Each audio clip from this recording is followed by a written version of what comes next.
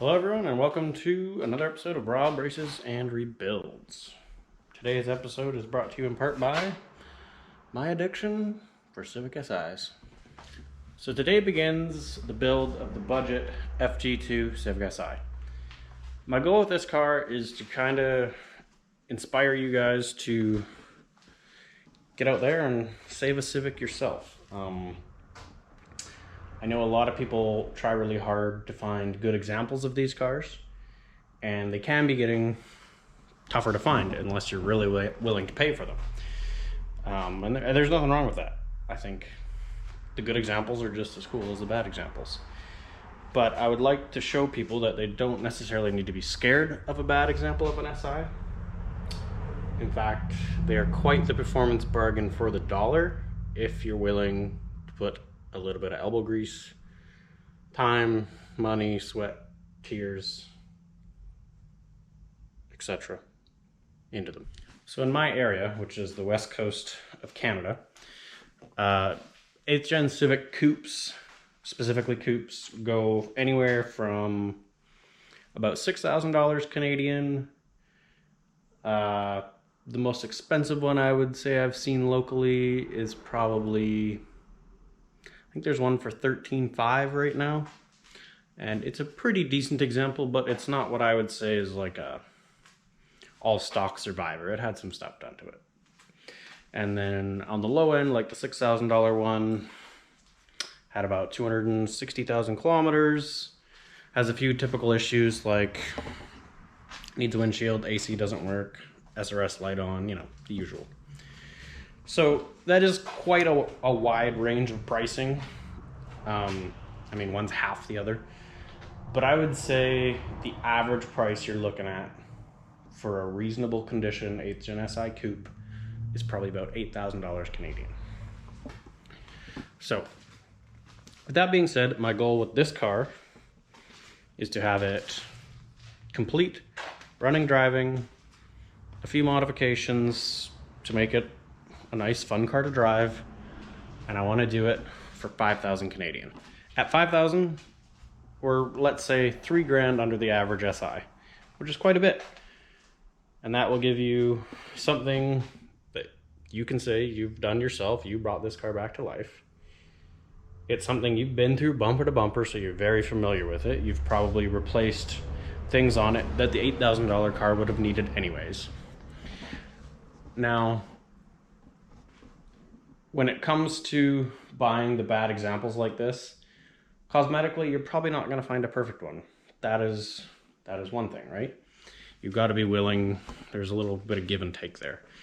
You can't be expecting gold for nothing. So it all depends on what you want, what your goals are, of course, whether or not you're willing to work on it, etc. So with that being said, I know a project like this can be a little intimidating to some, so I want to go through this project step by step. The car purchased, how I start working on it. Like, sometimes it's so daunting you don't even know where to start. So where to start, all the steps I do along the way, steps I take to save money, other areas I don't save money, etc. I want to show you guys from start to finish how to take a neglected, kind of beaten, forgotten SI and turn it into something you can be proud of and something you can enjoy driving every day for low cost. Speaking of cost, like I said, $5,000 budget for this car completed. I'm going to do my absolute best to stay to that number. Hopefully, if anything, we can come under that number. But I'm going to be completely transparent with you guys on every component purchase and every penny spent, basically. If you guys seen the original video when I went and got this car, a few things have actually changed since then, but I'm going to share with you what I paid for the car. So I paid $2,000 Canadian cash for the car, and I have a few expenses to go get it. Like, it was about a 4-hour trip for me. We did end up spending a night at a hotel, and then there's the registration and transfer fees and stuff. So I'm into this car for about $2,400 as you see it here. But full transparency, I did steal a few parts off of this car that were better than parts on that car. And if you guys are new here, let me give you a little sneak peek at this car. It is also a silver FG2.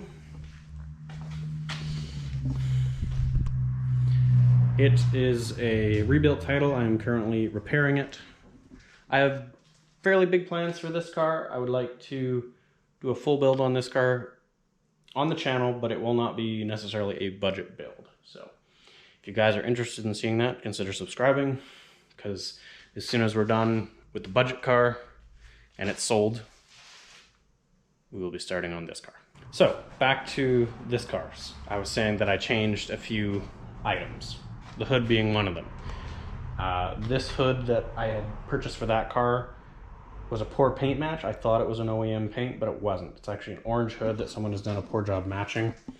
So you can see it's actually a shade darker than the car.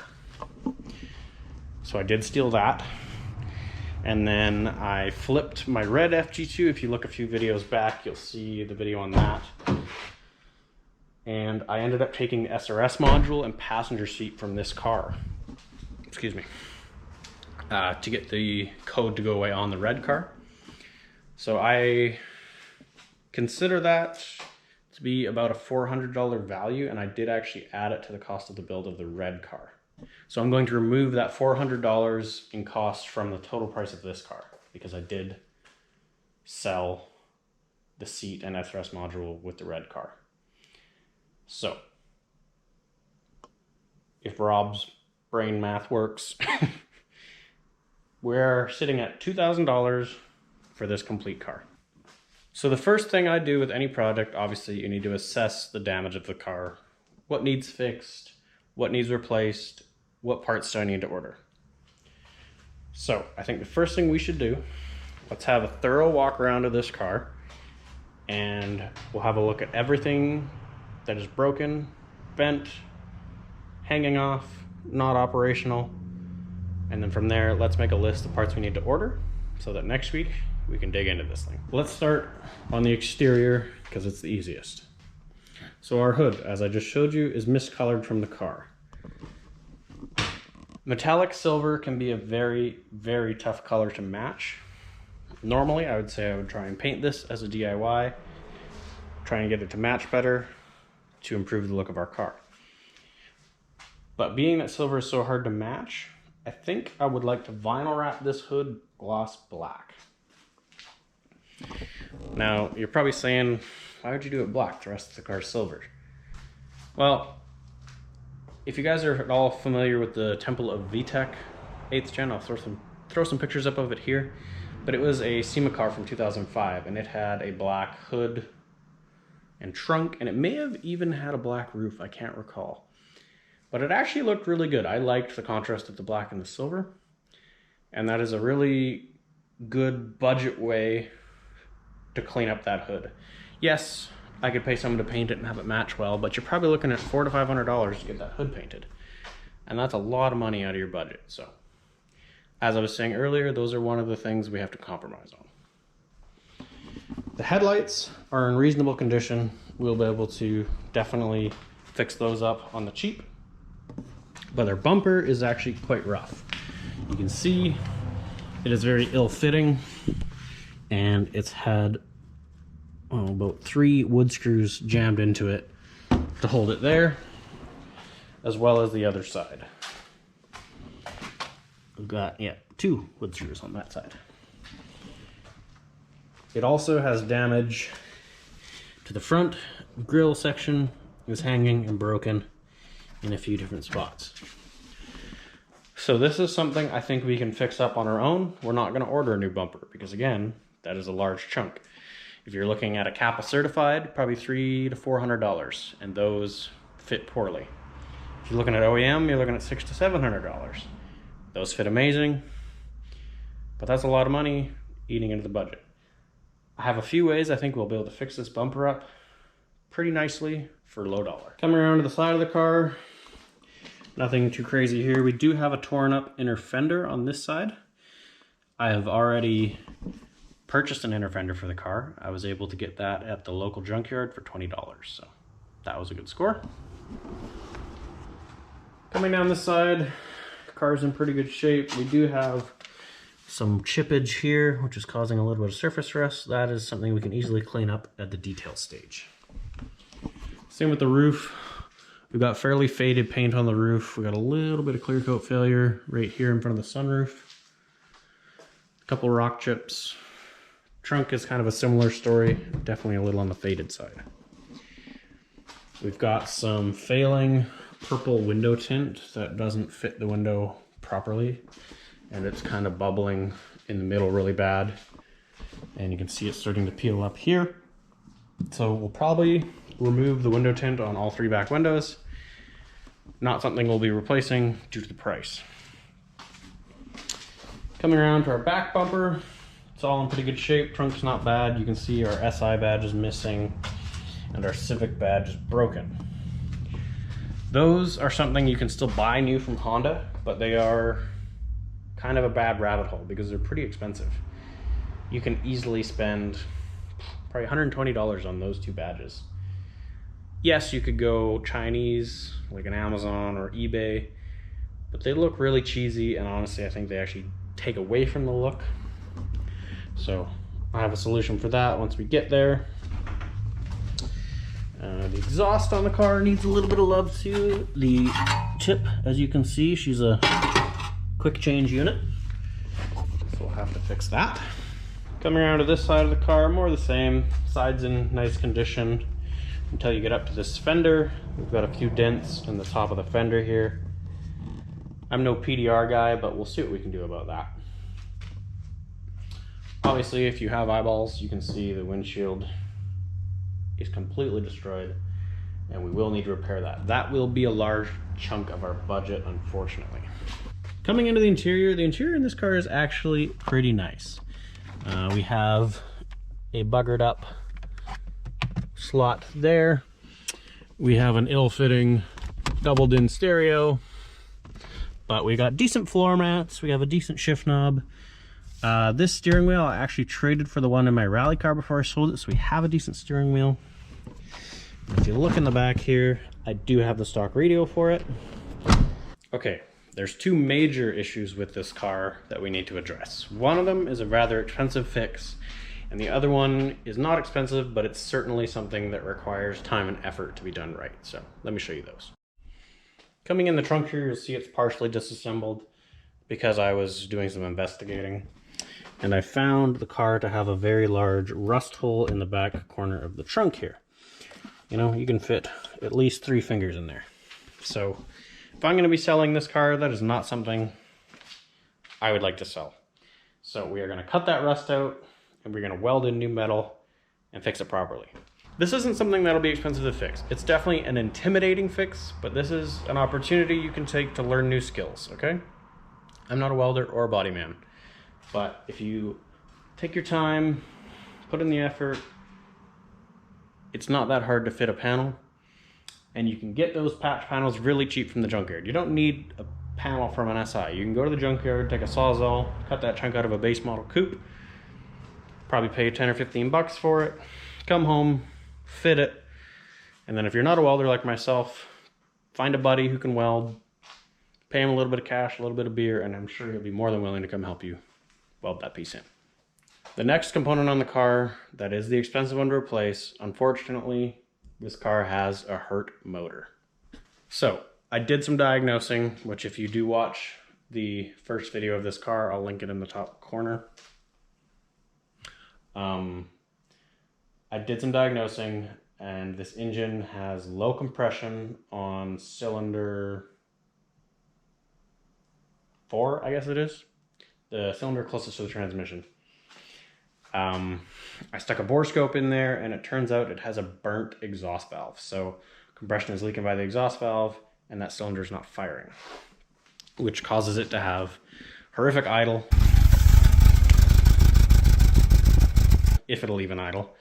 And it's obviously down on power because it's running on 3 cylinders. So there are 2 ways you could go about this if you were in a similar situation. I would think the more affordable route, you could pull the head off of this engine. You could buy 4 new exhaust valves. You could buy some lapping compound and a lapping tool, both very cheap. You could lap the new valves, buy a valve tool, have them installed, take the head to your local machine shop, get them to deck it, and then buy new head bolts, new head gaskets, slap it together, have a running engine. That, I believe, would be the cheaper way to do it. I'm not going to do it that way. And in this case, this is where you yourself can decide. Would you rather spend more time and less money, or would you rather spend less time, have the easier job, but spend a bit more money? And I think with this car, just for turnover time and ease, also I'm in the country, so like I'm pretty far from machine shops, parts stores, etc. I chose the route of going with a new used motor. Behind me, you'll see on this crate is a used K20 Z3 long block, complete with RBC manifold, exhaust manifold, clutch and flywheel.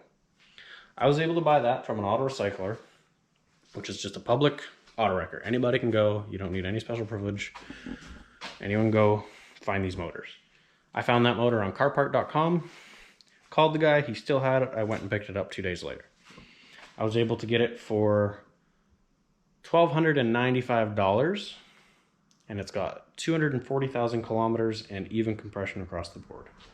$1,300, that's a pretty big hit onto our budget. But here's the thing, because I was able to buy that motor as a complete long block, that means we can part out our existing motor. And if you guys know anything about these engines, you know they have some valuable parts. The RBC alone, guys will pay 350 bucks Canadian for that. I have a buddy, Wade, who's probably watching this right now. He blows up bottom ends of these motors more than he changes his underwear. So I could probably sell him the bottom end of this motor. The head, yes, it needs a valve, but I can most certainly sell that head to somebody. Someone does a valve job, won't be that much money. If I sell the head cheaper, they can do a quick valve job, they can slap that head on their K24, and suddenly they got a K-Frank motor. So, I think, and I mean this isn't confirmed, I haven't done it yet, but I believe I can sell the parts off of the existing motor for $800, let's say. That means cost of new motor is only 500 bucks. That's pretty darn good. And leaves us lots of room in our budget for other things. There is one other component that is broken on this car that you can't really see. You'll notice the car looks like it's sitting pretty low on this corner. The car isn't actually lowered. It has a broken coil spring on this front corner. So that's something else we're gonna have to source. But this is where you can take the route of, okay, I have a broken OEM piece. I can spend a little money, I can go after market. It's still money you'd have to spend in your budget anyways, and you can improve your car if you want to go that route. So what I'm going to do is probably end up throwing a set of lowering springs in this car. It's the cheaper route than coilovers, and there's nothing wrong with lowering springs. They give you the look you want, they stiffen up the ride a little bit, but not harsh like some coilovers can be. So we'll probably end up going with a lowering spring on the front corner. That is the general overview of everything that's wrong with the car. So now that we've assessed the car, let's do step 2. Let's make a list. We got to get parts ordered so we can get cracking on this thing.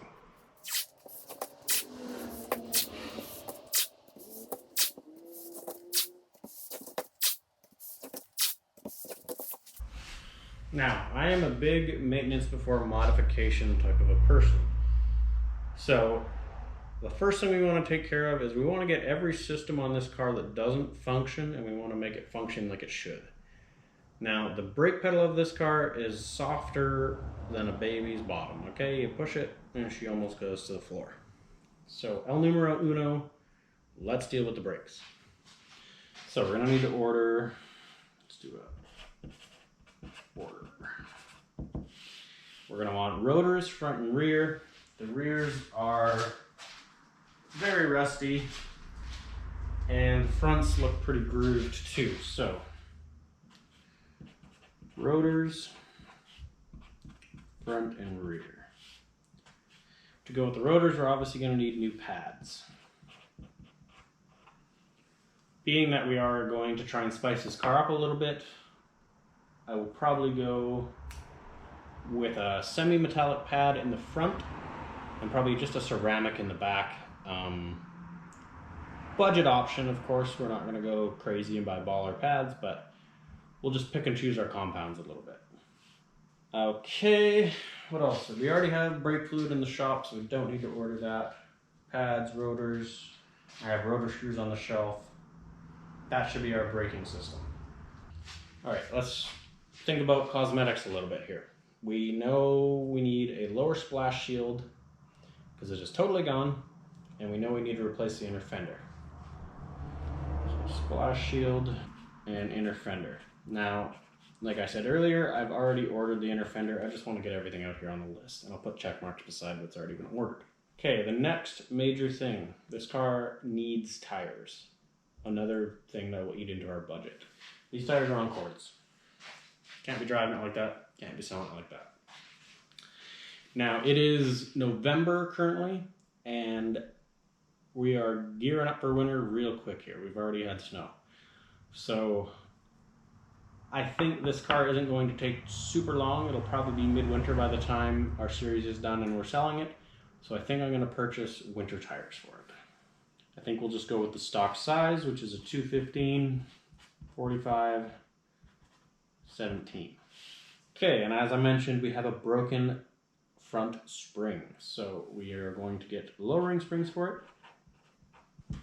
And guys, these are not necessarily all have to be new parts. If you can find stuff on Marketplace or Craigslist or what have you, all the power to you. You can save more money like that. So obviously, like the brake pads, brake rotors, I'm going to order those new. Splash shield though, if you can find that at a junkyard, awesome. Way cheaper. If you can find an inner fender at a junkyard, awesome. Same with lowering springs. You'll see all the time on Marketplace or what have you where guys have upgraded to coilovers, or they buy a car with lowering springs and they want coilovers. So there's lowering springs for sale for cheap all the time. You don't really need to buy new ones. Since we're lowering it, we are going to want some camber correction. As far as interior maintenance goes, like I said, the interior of this car is pretty good. We basically just need to give it a clean. We need to switch out the stereo. But I think we should put a new cabin air filter in the least in it. We also want to order that gloss black wrap. You'll just order that off Amazon, something cheap, again, keep it budget. We don't need nothing too fancy, and we don't need an entire roll, we just need enough to do the hood. Okay, I'm gonna make a new section here on the engine swap. So, I was told when I purchased this car that it had a clutch done recently, but I don't know exactly when, and I don't have proof of that. So, keeping that this car is a budget build, if I can reuse the clutch, I'm going to. It doesn't slip, it doesn't chatter, it doesn't grind. Everything with the transmission functioned great. So, that is something we will inspect once we take the motor out of this car. And, like I said, I'll cross my fingers that we can reuse that clutch. As far as other accessories, generally, when you take the motors out of these cars, the bolt and spring kit for the exhaust manifold to the B pipe, the bolts generally snap. So we'll get a exhaust bolt and spring kit. While the engine's out, it is a good time to do a little bit of the normal maintenance on it. Let's replace the spark plugs. And the other thing while you're in there, let's do a valve adjustment. So to do a valve adjustment, we need to remove the valve cover. So let's replace the valve cover gasket. And I think that's all I'm going to keep on the order list for the engine for now. Again, barring taking the car apart, you may find other things you need. So you do want to kind of keep your options open there. Don't just go order every single maintenance item, because it only needs what it needs. Okay, you don't need to waste money on parts the car does not need. There are maintenance items you can certainly do to increase the longevity of your car. If you have the budget and you want to do these things as preventative, yes, by all means, you can do it. But if you're on a tight budget, the car only needs what it needs. It's also very common when these cars get up a little bit of mileage that the exhaust donut gets very worn out, and I see the one is not even on the new motor. So I am gonna add that to the list, because I almost guarantee you when we take that thing out, it will be half dead. Okay, we're also gonna need to put fluids in the car, right? We're going to be draining the coolant, we're gonna be draining the transmission, and obviously we're replacing the motor. So we're going to need coolant for sure. The blue type. We are going to need transmission oil. Now I am a big advocate for Honda MTF. If you're just daily driving the car, spirited driving, autocross, that type of thing, Honda MTF is all you need. If you're going to be doing track days, maybe look into something a little better. So we're going to need 2 liters of Honda MTF. For engine oil, you don't need anything crazy. We'll just do OEM weight. We'll do, I think it's 5W30, 5 liters. As far as an oil filter, I always use Honda OEM oil filters. I keep them in stock on my shelf. I don't need to order that. I also keep crush washers and that in stock as well, so we don't need to get any of that. Okay, a few more maintenance items I just thought of. I do intend to put a rear sway bar in the car, so we are going to replace the sway bar end links at the same time. We also should put a set of wiper blades in the car. Again, it'll be winter time, and we're putting new glass on it anyway, so let's install new wipers. Which, on that note, reminds me, there is no washer bottle reservoir in the car. It was broken and removed, so we need a washer reservoir. We're going to need to order the glass as well. I wrote that down. Alright, so this is how our list is shaping up so far. I'm going to check off the things I've written down that I already have. So I do have a splash shield on order. I've already picked up an inner fender. I haven't ordered tires. Lowering springs. I do have a set of used lowering springs. I also have a used rear camber kit. Now, for those items, I am going to add those to the budget. What I'm going to do is I'm going to go on Marketplace and I'm going to find the closest thing I can to what I already have. I'm going to see what they're asking and we'll use their price to add to the budget so that it's fair. Same as if you were shopping on Marketplace and you found the same items, that's what you'd be paying. Maybe a little less if you negotiate. Cabin air filter I already have. Rear sway bar end links I already have. Washer reservoir I already have. Over here I have some modification things I wrote down. Shifter bushings. I ordered a set of hybrid shifter bushings a year or two ago for my 9th gen and I never used them. And I won't be able to use them in this car because this car's an 06. This car's an 07, so why don't we throw those in the car? Yes, I have those. Check mark. Sway bar. I do have a sway bar. That I did actually buy used from a friend, so I know the price on that, which we'll include when we get there. K&N air filter. So because we're on the idea of lightly modifying this car, I think we should put K&N in it, try and get a little more noise out of the car. Sometimes you can find those used on Marketplace as well. I see them as cheap as 20 or 30 bucks because guys are upgrading to an actual cold air intake. So sometimes you can score with those. If not new, they're about $70, but I happen to have one, so we have that already. Exhaust bolt and spring kit. I'm pretty sure I have one of those in stock. I don't have plugs, I don't have valve cover gasket, I don't have exhaust on it, I don't have coolant. I do have Honda MTF in stock. I don't have engine oil. So there you have it, guys. It's not that hard to go over your car, make a list. Now I'm just gonna go in the house, I'm gonna hop on the computer and I'm gonna start ordering some stuff so that next week we'll have some stuff to work on. We'll just start knocking the car out. There's no better way to start a project than to just get out and do it. Do something. Any progress is still progress. As long as you're moving forward, that's all that matters. So, hope you guys are looking forward to this project. I know I am. I've had it sitting around for 2 months here and I haven't really touched it. Definitely looking forward to doing it. I think the budget stuff's really fun to do. And it can be very hard to stay within budget, but we're going to do our best. to see how cool of an SI we can make for $5,000.